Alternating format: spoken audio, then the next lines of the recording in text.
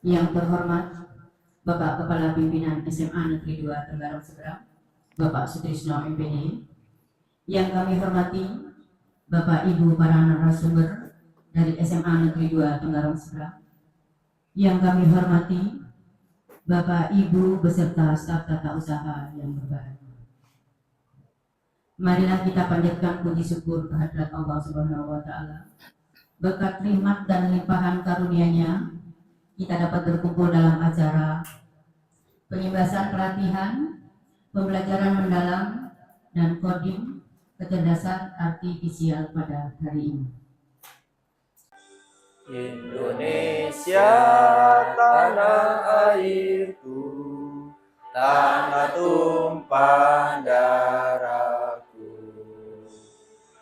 Di sanalah aku berdiri, jadi pandu ibu. Dengan mengucapkan Bismillahirrahmanirrahim, kegiatan pengimbasan, pelatihan, pembelajaran mendalam, dan coding kecerdasan artifisial SMA Negeri 2 Tenggarong Seberang saya nyatakan dibuka. Bismillahirrahmanirrahim. Assalamualaikum warahmatullahi wabarakatuh. Selamat pagi Bapak Ibu sekalian. Izin di sesi yang kedua ini menyampaikan saya kebagian 3 modul Bapak Ibu. Modul 1, 2, dan 3. Tapi saya singkat saja, mudah-mudahan waktu 1 jam cukup poin-poinnya. Sebelum saya mulai, tadi malam sudah saya woro-woro di grup untuk tes diagnostik awal. Sebenarnya ini untuk melihat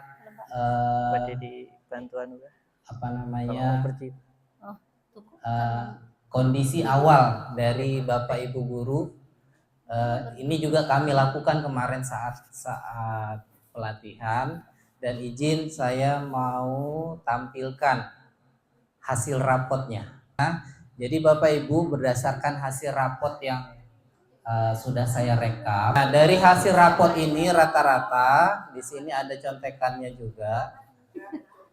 Nah, ini kita masuk kategori grow fixed.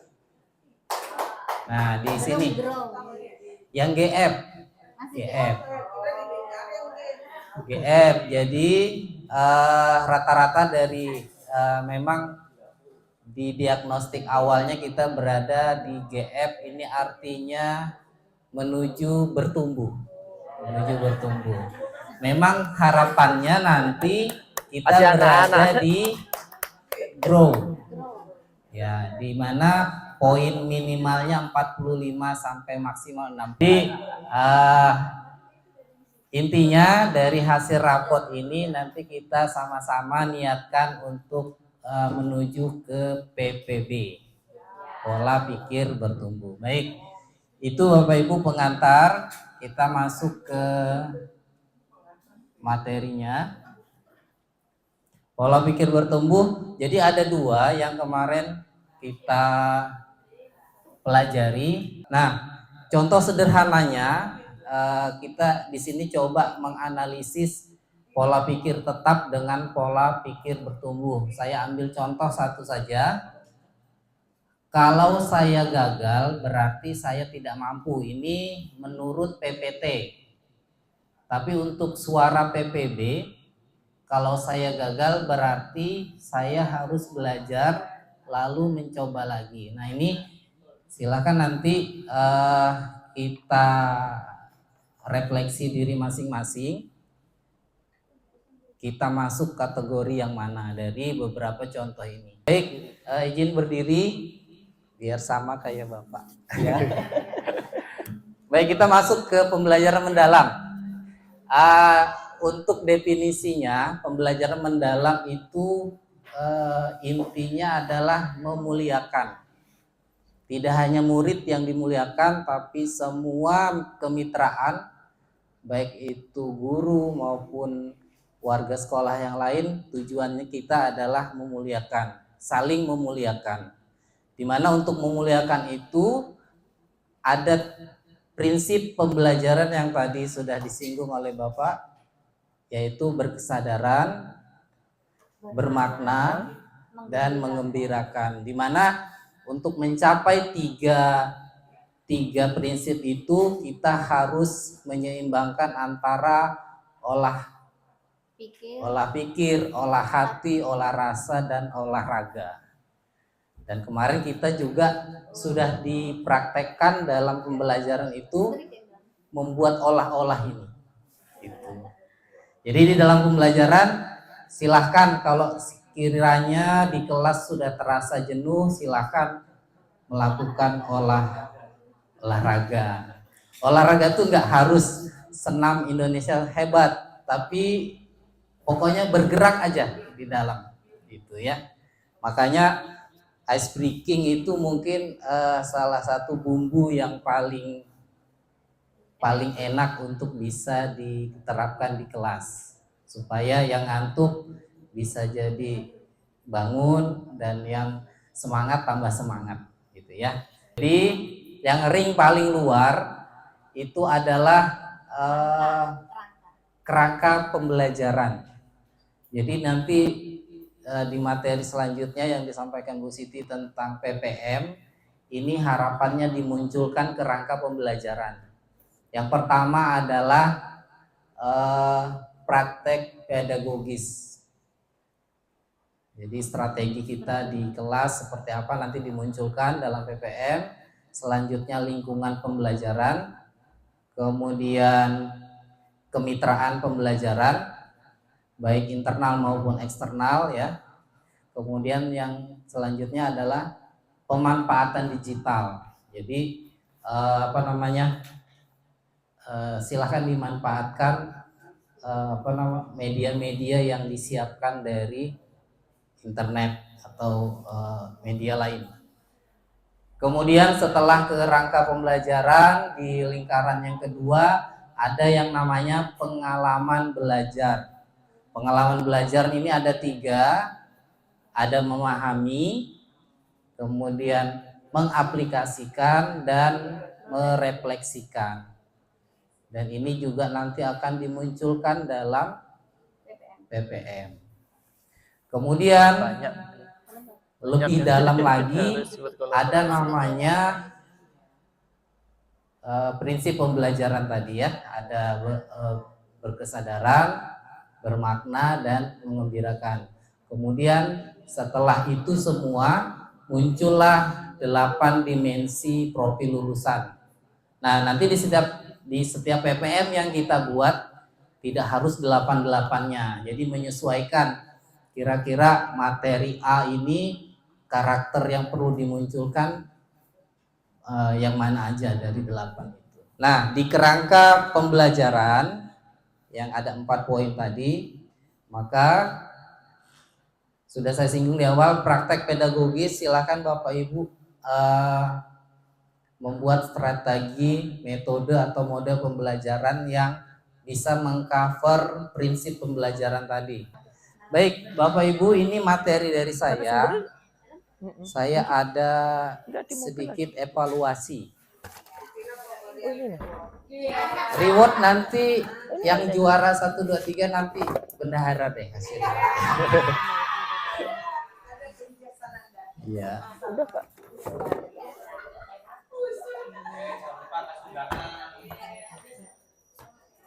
Silakan bantu di scan pakai Google Lens-nya. Kita tadi mendengarkan bahwa PPB itu adalah dasar dari pendekatan pembelajaran mendalam, yaitu dengan strategi berkesadaran, kemudian bermakna, dan menggembirakan.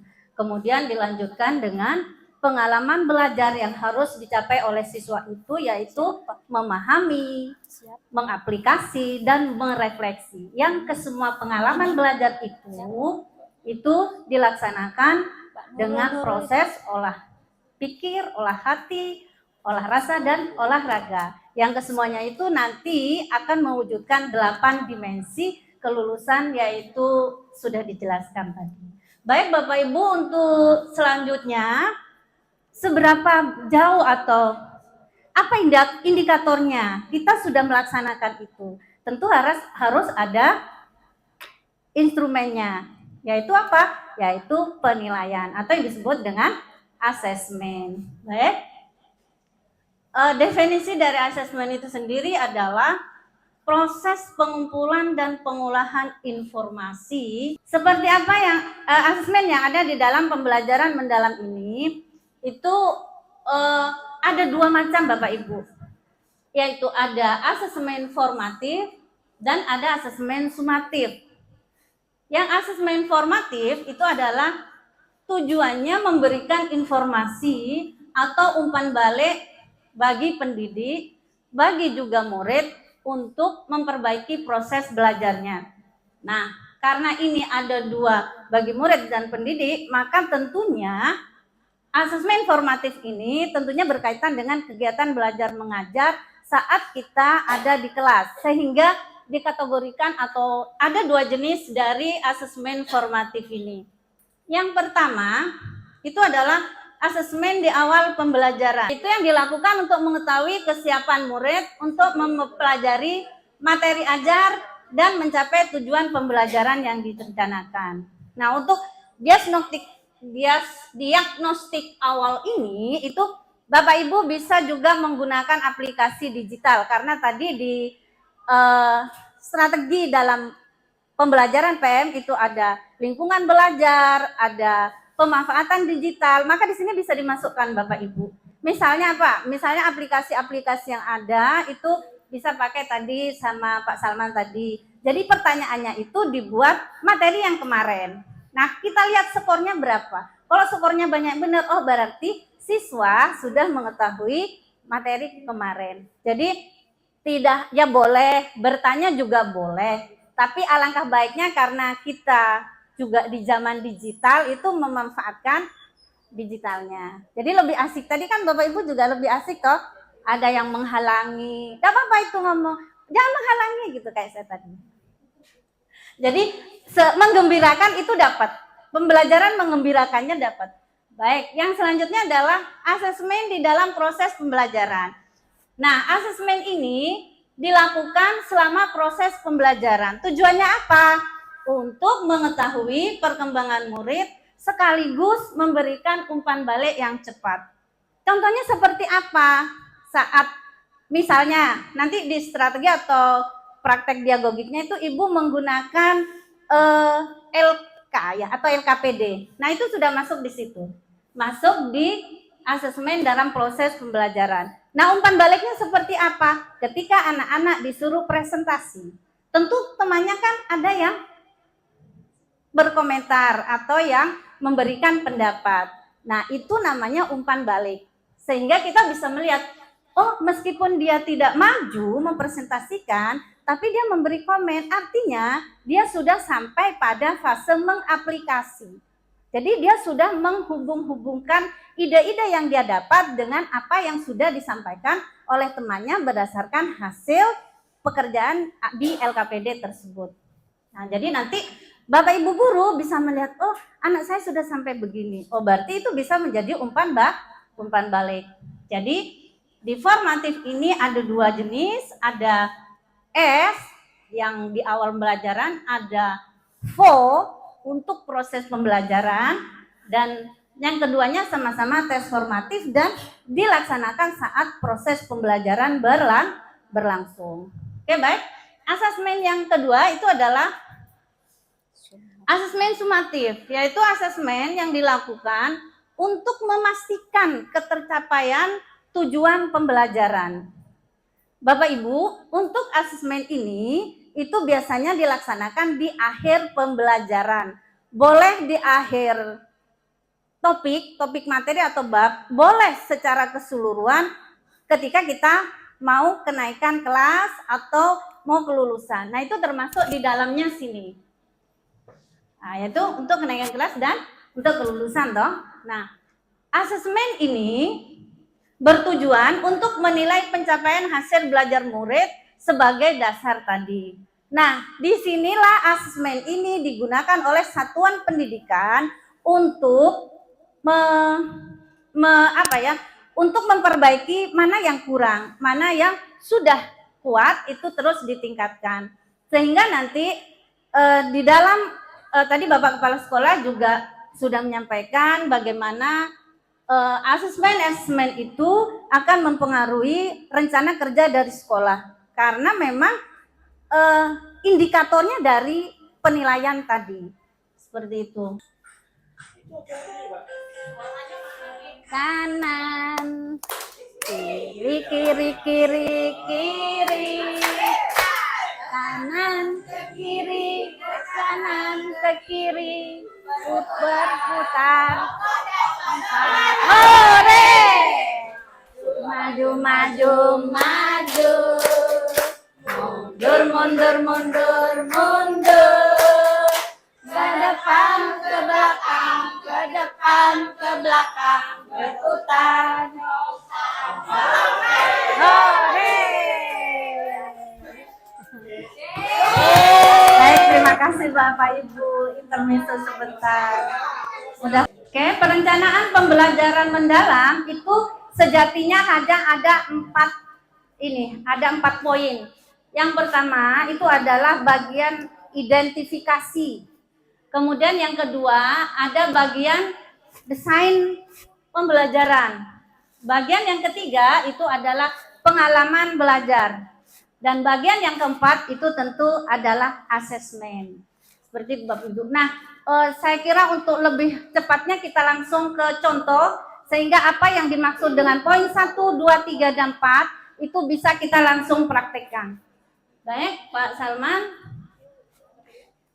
Jadi pada PPM kita itu harus seperti ini Bapak Ibu. Tetap kita punya yang pertama adalah identitas pembelajaran mendalam. Kita tulis nama sekolahnya, kemudian penyusunnya siapa, kelasnya, dan seterusnya. Kemudian, ini kebetulan matematika. Nah, kemudian di situ di identitas juga ada identitas peserta didik. Nah, identitas peserta didik itu identifikasilah tentang kesiapan murid, sekolah, satuan pendidikannya, yang menyusun dan seterusnya. Kemudian ada peserta didik, di mana peserta didik itu harus kita menganalisa kondisinya. Nah, di situ kalau sudah kita mengetahui tentang pendidik itu baru kita tuliskan. Peserta didik pada umumnya telah memiliki pemahaman dasar tentang sudut elevasi dan sudut depresi, serta konsep perbandingan trigonometri pada segitiga siku-siku. Kebetulan ini adalah pelajaran matematika. Kemudian identifikasi lain setelah peserta didik itu adalah identifikasi materi pelajaran. Diisi nanti dengan materi pembelajarannya. Kebetulan di situ adalah trigonometri. Jadi Bapak Ibu bisa menuliskan materi pokoknya yang akan diajarkan pada saat itu. Nah, itu waktunya kan di situ 2 kali pertemuan. Maka boleh tidak nanti bisa sampai di bagian apa sesampainya jam. Bapak Ibu bisa atur sendiri. Baik, selanjutnya Pak Salman. Nah, di identifikasi ini ada satu lagi yaitu kita harus bisa memprediksi dari materi itu tentang dimensi profil kelulusan yang akan dicapai. Yang pertama, siswa bernalar, nanti siswa bisa bernalar kritis. Kemudian siswa bisa kreatif, siswa bisa berkolaborasi, dan siswa bisa bermandiri. Mungkin itu Pak Salman dari saya materi yang bisa saya sampaikan. Mohon maaf apabila tadi sedikit tersendat atau apa karena warahmatullahi wabarakatuh. Ini saya hanya melanjutkan ya Bapak Ibu materi dari Pak Salman dan Bu Siti Koribah. Insya Allah 10 menit aja. Karena memang nanti kita yang bikin lama itu adalah mengerjakan lembar kerjanya. Gitu. Ke pengertian ya.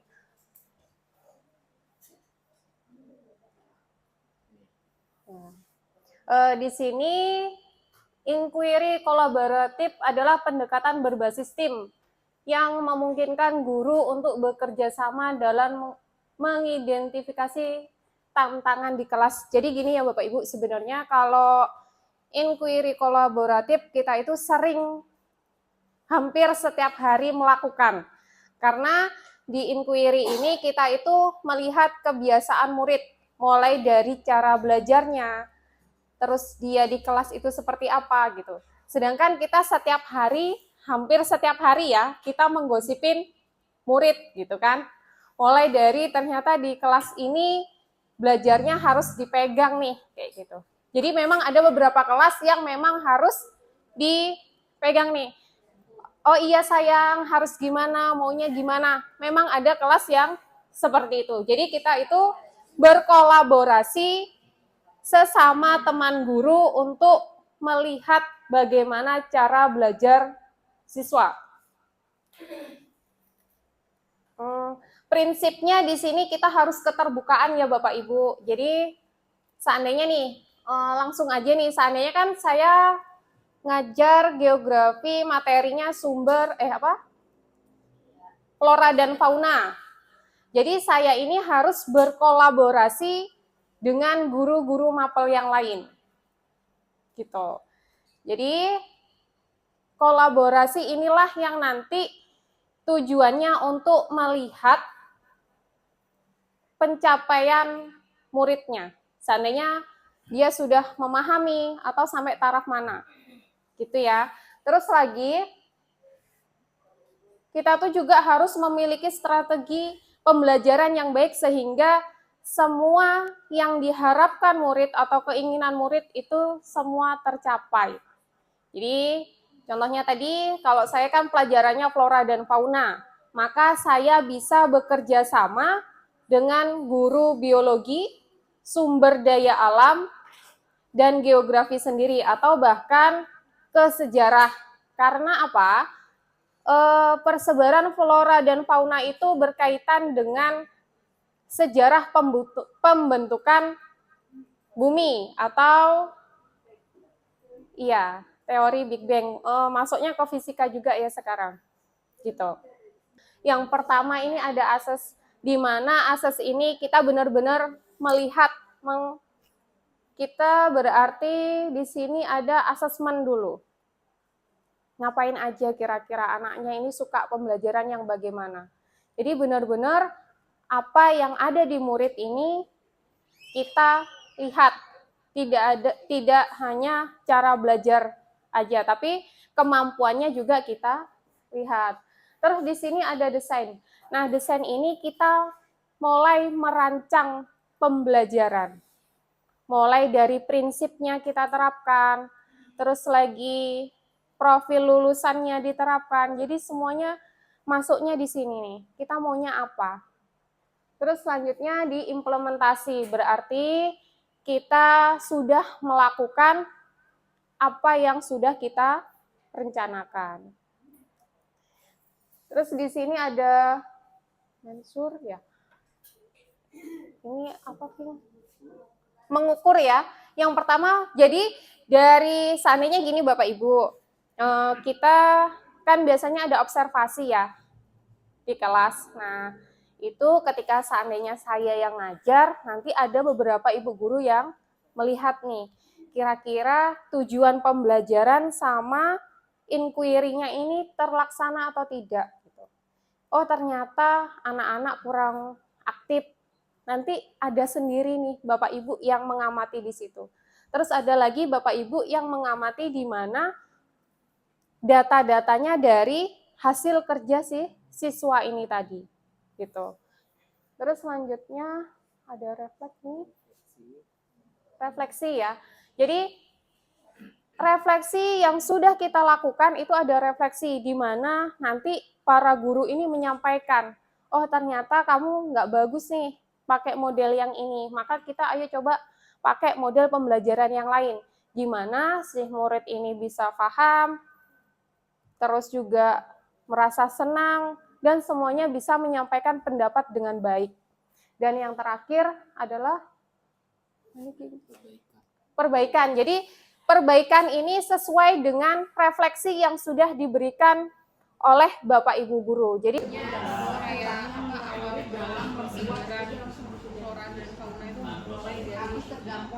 Oriental, garis Australis, kayak gitu-gitu. Itu di agamanya sih. SDA juga ada. Kalau di SDA lebih miniatur kota ya, miniatur kota dan desa, miniatur kota dan desa. Sehingga membuat miniatur kota dan desa karena kurangnya kreativitas yang ada, kurangnya kreativitas dan bahan dan yang ada. Kemudian prosedur udah sampai titik itu aja, baru peran guru sebagai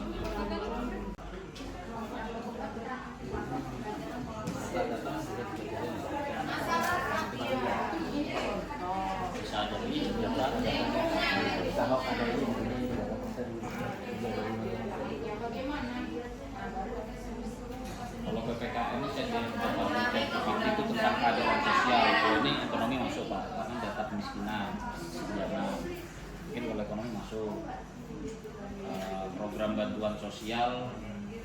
Kelompok A, kami memilih mapel umumnya yang menjadi rumah besarnya adalah pendidikan ekonomi. Di dalam pendidikan ekonomi ini kami kolaborasikan dengan mapel penjas, kemudian ada mapel bahasa Indonesia, bahasa Inggris, PPKN. Kalau dari matematika belum Pak Fikri, jadi tadi belum ketemu tadi. Nah jadi kami ambil kasus materi pendidikan ekonomi ini, yaitu tentang tantangan yang dihadapi sekarang terkait dampak globalisasi terhadap ekonomi lokal. Masalah muncul ketika produk makanan cepat saji dari luar negeri kini semakin populer di kalangan siswa atau kalangan remaja. Ya, banyak yang memilih membeli produk tersebut karena dianggap modern, praktis, dan lebih bergengsi. Nah, ditakutkannya apa? Usaha kuliner lokal mulai kehilangan pelanggan dan mengalami penurunan pendapatan jika dibiarkan usaha terancam gulung tikar. Jadi ambil contoh Bapak Ibu, kemarin sore baru buka Momoyo di L3 rame.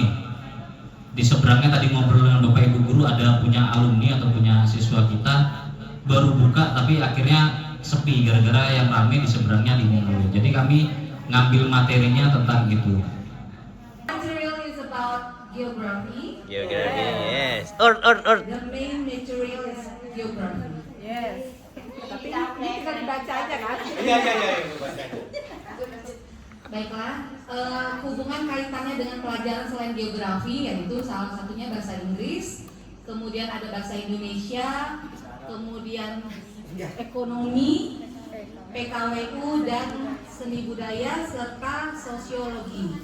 Ya.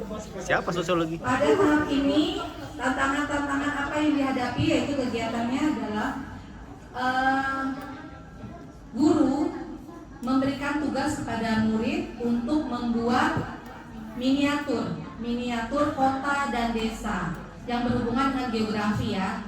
Nah, apa hubungannya dengan pelajaran lain? Yang pertama dengan bahasa Inggris. How to describe about the city and village. Jadi mendeskripsikan bagaimana kota dan desa itu. Oke. Kemudian begitu juga dengan bahasa Indonesia, mendeskripsikan bagaimana tahapan-tahapan pembuatan miniatur tersebut. Sedangkan di ekonomi, dengan kaitannya ekonomi, yaitu pembiayaan bahan dan materialnya. Kemudian di sosiologi, kaitannya dengan masyarakatnya. Kemudian di PKWU, kekreativitasannya dalam pembuatan miniatur ini. Deskripsi kegiatan yang kami ini adalah hasil observasi menunjukkan bahwa sebagian siswa masih kurang memiliki kesadaran terhadap dampak lingkungan dari kegiatan pertambangan. Nanti kaitannya juga dengan mungkin fisika ya, adanya pemanasan global ya, masuk di fisika. Kemudian di kimia mungkin dari bahan-bahan tambangnya, ya. Airnya ya kan bisa. Hasil tanah yang diambil itu kan biasa membuat seperti kolam yang sehingga kalaupun mau dibuat keramba gitu ya, itu kan tidak baik kan kandungannya ketika kita memakan ikannya. Kemudian beberapa siswa juga masih memiliki kebiasaan yang kurang peduli, misalnya